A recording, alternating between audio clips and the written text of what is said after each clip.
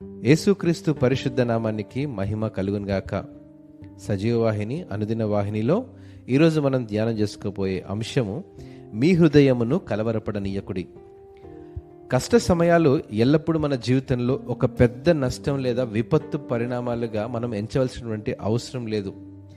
ఇది చాలా చిన్నవి కూడా కావచ్చు. నిర్ణయం తీసుకోవడంలో కొన్నిసార్లు కష్టం కూడా కావచ్చు.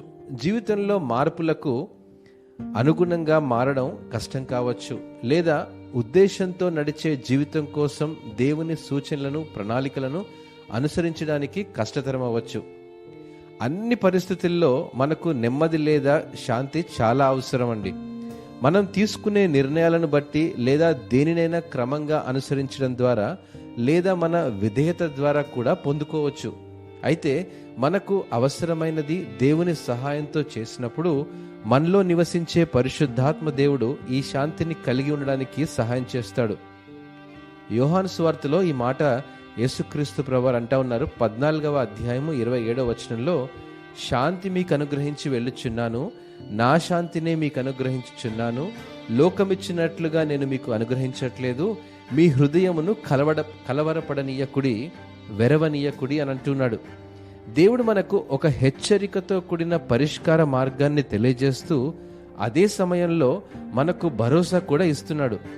ఆయన నుండి వచ్చే శాంతి మాత్రమే మనకు విశ్రాంతి ఇస్తుందని, ఇది మన ఆందోళనన్నిటి నుండి విడుదల దయచేసి నెమ్మదిని కూడా దయచేస్తుందని గ్రహించాలి. ఏదైనా సులభంగా దొరికే ఈ ప్రపంచంలో మనం లోక సంబంధమైన మార్గాన్ని ఎంచుకోవడం కంటే శాంతిని కలిగి ఉండే దేవుని మార్గాన్ని ఎంచుకోవచ్చు. ఈ లోక మార్గం ఎల్లప్పుడూ మనల్ని అశాంతి, అసంతృప్తి స్థితిలో వదిలేస్తుంది. మరోవైపు దేవుని మార్గం మనల్ని ఆయన విశ్రాంతిలోకి ప్రవేశించడానికి మరియు అతని శాంతిలోనికి నివసించడానికి అనుమతిస్తుందనే సంగతిని మీకు మరలా జ్ఞాపకం చేస్తున్నాను. ఇటు మాటలను దేవుడు ఆశీర్వదించునుగాక. ఆమెన్.